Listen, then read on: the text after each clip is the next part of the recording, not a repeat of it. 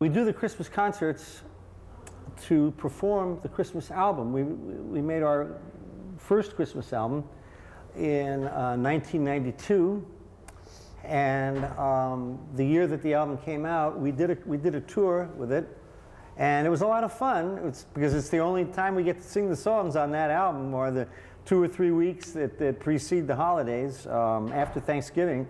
So we would go out on a little 10-day tour, and it was always nice. It was snowing in the Midwest, and it's sunny in LA. It's sunny in LA, but we always had fun doing it. We didn't do it every year, but pretty much.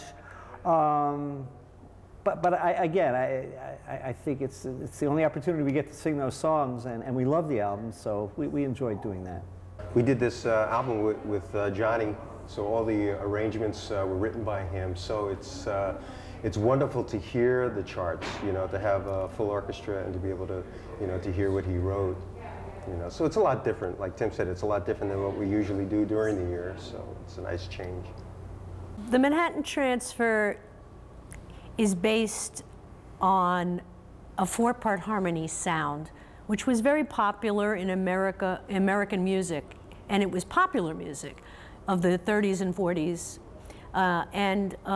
especially. And it kind of fell out of vogue for a while, this particular kind of harmony singing. I mean, we're a harmony group. I guess if you had to be very simplistic about it, that mines some underused loads of music of American culture. And there's so much within that. We don't really confine ourselves to one style. I think that's the defining feature of our group. Probably the first vocal group to come along that didn't. Except maybe the Kingston Trio. We don't really define ourselves stylistically. Within the realm of 4-part harmony and American music, we do bebop, we do doo-wop, we do swing, we do vocalese, we improvise, we do pop music, we do swing stuff, and it's a very, very wide range. And I think that's what's given us our longevity over the years. Because once you define yourself, it's very limiting, and you're easily disposed of, I think, once you're finished with that. For me, I sing the melody most of the time, but to get that blend, and when you open your mouth and you hear a chord, and it's like a solid chord, that's the best moment. I mean, soloists can't get that. They can't ever feel that. You open your mouth and you hear a whole orchestra. You know, you hear, and hopefully and none of the voices will stick out. You know, if they can all mesh together perfectly. You know, we still have a lot of those moments. You know, but we're also, I think what makes us a great ensemble is the individual voices. When you hear us against another vocal group or something. Like for instance, if you go into like a clothing store this time of year, there's a lot of our Christmas music on these tapes that these stores buy. And I'll be walking in there and you can't hear it. You hear it like you don't hear it, but you hear it. All of a sudden I'll go, God, something sounds, oh, it's us. You know, you just hear a certain, like there's a certain, what's the word? Ring is a ring. So there's a ring that our voice has, our voices, our voice, which is even a better way of putting it, that our voice has. It's just like signature. It's real definable, yeah. It's absolutely true. If you took the same chart and gave it to 4 other people, it wouldn't sound the same. It would sound very different. It's just a combo. It's the nature of the 4. beast. All human beings sound differently. That's why twins or brothers, like the Everly Brothers or the Osborne Brothers, or any kind of family act, that's why they sound so great, because their voices are so similar that it's a very unique quality. We would spend a lot of time just really fine-tuning the phrasing, you know, how we would phrase, how we would, balance the 4 voices together, you know, down to vibratos, down to breaths, you know, so that it really, was like taking 4 voices and making it one instrument. You know, that was really the goal for it. And I think over time, you know, it's something that just kind of happens. You know, we kind of lock into it, hopefully, you know. So I think that's kind of it. But again, like I was saying, even with Cheryl, you know, when she came in. You know, singing harmony is something that you have to be able to hear. It's very, very hard to teach somebody, you know, well, this is what you're listening for and this is what you have to do. It's a long, long process, you know. It's something that's more musical, in a sense, to be able to just lock into a sound.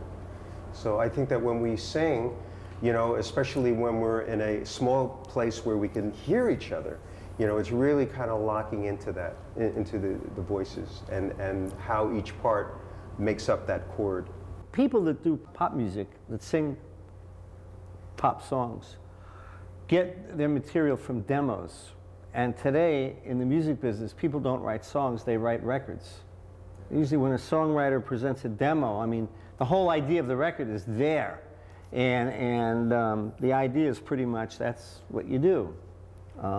Because when you hear something and you respond favorably to it, you have to ask yourself, why are you responding favorably? It's not just the lyrics or the chord changes, or it's the whole, you know, the elements of the matrix, if you will, and that's the record.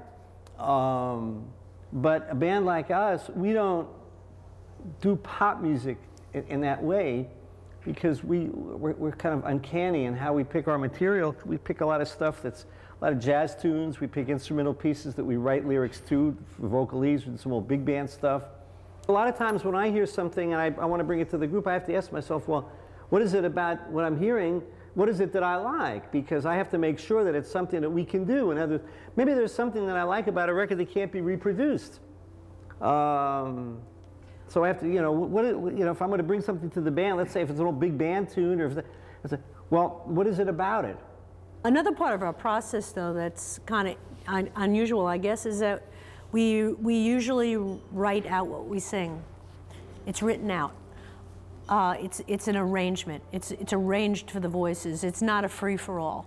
I mean, you've got a specific part that you have to learn, and we rehearse a cappella without the band. So we do like 4 bars at a time, 8 bars at a time. We sing it parts alone. We sing parts 2 at a time, 3 at a time. Then we sing it, you know, all together. That's the time-consuming portion of all this. Yeah, it's tedious. The biggest time-consuming portion is sitting around and singing over and over and over and getting the parts right. And once you get the part, then there's other levels of finishing it, polishing it up. You know, blending, dynamics. And then it's bringing in the music, the band. But I think whenever we sit down to write a vocal arrangement, I think in our minds we have the concept in terms of where it's going to go and how everything else kind of fits in. And then we'll either bring it to our musical director, Jeroen Gershavsky, or if we're recording, there might be certain people that, you know, certain arrangers that we just really like their style, and we'll bring them into the project to add on top of what we do. So they have to, and it's always been like that pretty much, that the instrumental arrangements have always followed us. Before Manhattan Transfer, I was in a group, a female trio. And I've been in female trios actually since I'm about 12 years old. So that group was called Laurel Canyon, and we were playing in Nashville. We were playing in New York City a lot. We played in LA. We were starting to get a little bit of recognition, kind of singer-songwriter and folk music and a lot of harmony and stuff like that. And I was in that group when I met this guy over here who was driving a cab. And that's how we met. What a segue. I know. I was setting him up, like, see? Yeah, I was unemployed musicians trying to get my career together and pay my rent at the same time. So actually, I was working on a construction crew before that, and it was just, I was not made for that one. And I was, the workload was, it was so difficult that I get home at night, I was so tired I couldn't do anything, and someone said, you know, you should do what all the actors and musicians do, is drive a cab. And I don't know why that had never occurred to me. It was a great way to support myself while trying to get it together, but that's what I did. But before that, I was a marketing executive in a large manufacturing corporation selling ready-to-eat cereal to unsuspecting children, ruining their teeth for massive corporate profits. I was doing that. I was going to what used to be Newark State Teachers College. I was a music major there. It's now Kane University. And in the summertime, I was working as a MC/activities director at a hotel in the Catskill Mountains, emceeing for strippers at 2 o'clock in the morning. Oh, yeah, baby. And then when What kind of activities, Al? Oh, we had great activities, yes, with Princess Suzanne. and Oof. all those Princess things. Suzanne. It was all very exciting. You never talked about her. Well, you never asked. But anyway, then when I graduated, I kind of went back into the business because I was in the business when I was a kid. I did a lot of theater and stuff like that. And I got in an off-Broadway show called Grease. And eventually we moved up to Broadway, and I created the role of Teen Angel in Johnny Casino. And it was while I was in the show that I met, well, Roy Markowitz was the drummer in the show, and he was dating our ex-partner Laurel Massey. And then Tim had met Laurel and met Janice. They were hanging out, and then they were kind of looking to put a group together, and that's kind of where I came in. You know, I was like that, the fourth guy that kind of filled in. I was kind of bored in the show. I was in it already about a year and a half, and this looked like it would be something that would be a lot of fun. So that's kind of what happened. Strippers? Strippers, yes. I learned something new. Yeah. Well, okay, before I came into the group, I was listening to the group, which they can't say that because they weren't the group yet. But I had their records, and I was in a swing band out of the Northwest for about 4 years. I call those my college years. Learned a lot. Moved to LA and did Hoot Nights, the Troubadour, and the Blah Blah for about 2 years, and waitressing. And then one night I was coming out of the Baked Potato Club on Cahuenga in LA, and my manager said, should I tell her? Should I tell her? And she was looking at her boyfriend. I said, what? Would you like to audition for the Manhattan Transfer? And I went, yes! I didn't know whose part. I didn't care if it was the bass or the tenor. I didn't know. I didn't know. They didn't tell me. I just said, yes, I'm a big fan of this group. And I said, yes, of course I'd love to audition. But I'd never sung with other voices, so it was, and yet I knew them. You know, I knew their music. I knew, you know, I knew where they came from. I had all the records, and just kind of slipped right into the open spot, as it were, and that was 25 years ago. I remember vividly the experience. We were leaning against Janice's piano. Janice was sitting at the piano playing. I was to the far right. Alan was next to me. Cheryl was next to Alan. And we didn't want to do one of these open cattle call rehearsal things. It just didn't want to deal with that. So we were quietly let people know that we were looking to replace Laurel since she had resigned, and so we only ended up, I think, auditioning like 11 women, something like that. It was a very, very small number, but we didn't make it a public thing. So we said, okay, I think there were 4 songs that we asked them to learn. There was Four Brothers, Candy, I don't know, it was 4 tunes. What else? Do you remember? You Can Depend on Me, Candy. Not Four Brothers. It wasn't Four Brothers? No. No, that's a big sang one. it Ready anyway. though. Oh, you had it ready. Yeah, Okay. I was ready for it because I love that one. Yeah, that was it. But I remember when we sang Candy, and the 3 of us, we felt that, okay, it was important that this woman, her voice should blend so we retain our sound, that she can stand out and hold her own as a soloist, and somebody that we think we can get along with. I mean, that was the 3 criteria. So when we sang Candy, I remember Alan and I were and we're trying to get Janice's, we're looking at each other like, because I think we knew, but I know Janice was busy playing, but Alan and I were next to each other, but I know he and I were signaling. We knew right away. We knew the minute we sang together, we knew. And then we felt like this was a person that we could get along with. Nice lady. And Cheryl was the last person to audition. Wow. I came So later in we the had- day too, right? You so guys we, were kind of we tired. went through, yeah, like 10 Well, we didn't women that need. were We didn't really- go through all of them in we one didn't day. need No, not to all in one audition day. anyone after But they were Cheryl. really good too. They were all really good singers, but it was like maybe there was one thing. Maybe they were Yeah. good soloists, but they couldn't blend. Yeah. You know, it's something. It's something that you can't teach. It's Something just was something missing. that you Yeah. gotta intuitively hear. You know.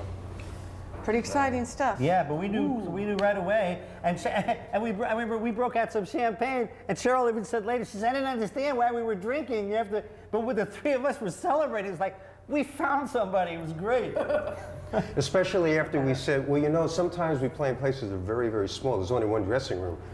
How do you feel about that? She said, you say that? oh, yeah, I guess that's okay. And Tim and I said, all right, no problem. No problem. I don't remember that.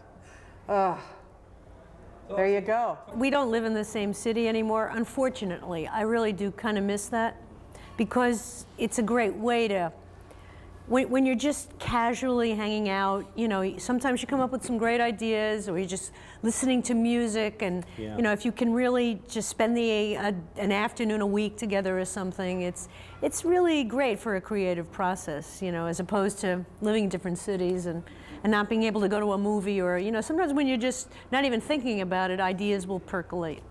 We felt we could really make this thing work when we got together was that there were aspects of each one of our own particular areas of taste that spilled over into other areas.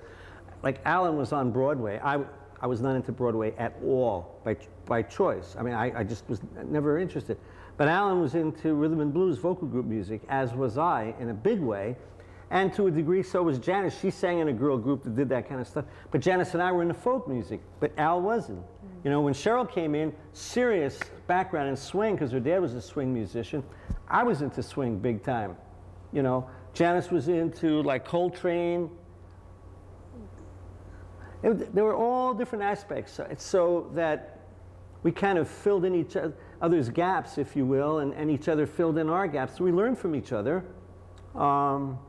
And we were able to bring that to the fore, which enabled us to do a lot of different styles of music. And I think we were really the first vocal group that came along that did not adhere to one particular style of singing. The Kingston Trio, like Janice mentioned, they got into a lot of different bags, if you will, but they used one kind of basic harmonic sound, as did almost every vocal group that came along before us. But we didn't do that either. We changed the sound. We had different writers. You know, we never use the same arrangers. Sometimes we do more than 4-part harmony. Yeah. In the studio, that's possible. Live, it isn't, of course, but we're really the first band. unless you cheat, which we don't. I think for recording, it's a process. You know, we kind of figure out a direction for a CD, and then we all start compiling material, and we have listening sessions. And then we just, you know, we might start with 30 songs and then break it down to 15, 12. And that's kind of how it works. And live, I think we just try to balance it because, you know, we have fans that want to hear hits. You know, they want to hear Birdland. They want to hear Boy from New York City. They want to hear hits. You know, so we just try to balance between, you know, like we have a CD that's out now. We try to, you know, do stuff that's new and stuff that you know, that is more known, you know, and, you know, so we try to make it interesting that way, you know, not just do the same old all the time. We were really, really fortunate. You know, most of our career, we were at Atlantic Records. Ahmet Ertegun, who was the co-founder of Atlantic, signed us. So we were kind of Ahmet's group. So we had a lot of freedom.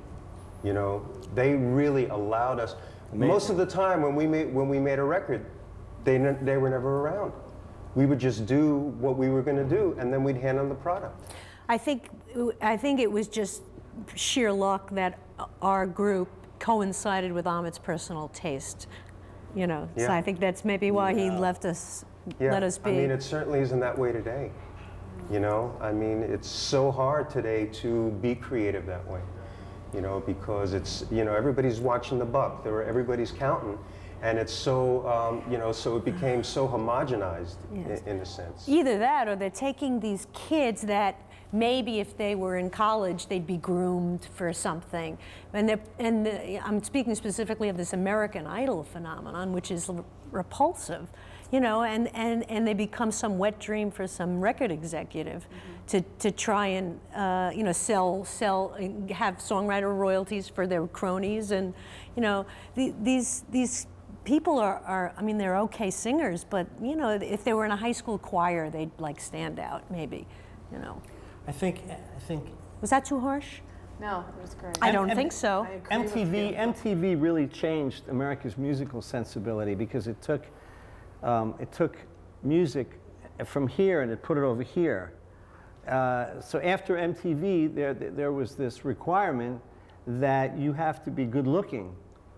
According to someone's definition of what good looking is, there was this to have a successful recording career.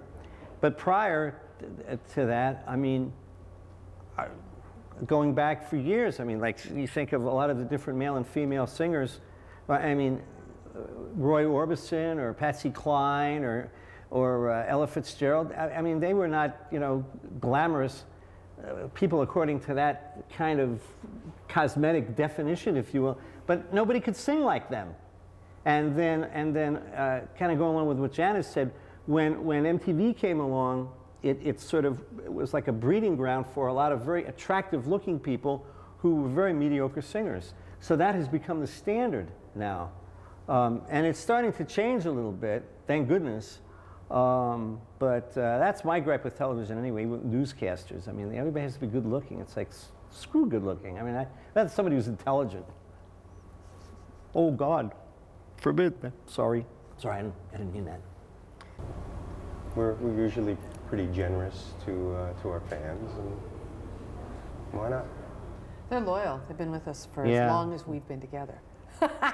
Then they bring their kids, and then their kids And bring that's scary. kids, and then yeah, we have quite a few generations that have followed the group. I was, a lot of people kept saying, oh, the Manhattan Transfer, yeah, my mother and father love you. And I go, all right, that's okay. But when it gets to like my grandparents love you, I'm out of here, I'm done. That's it.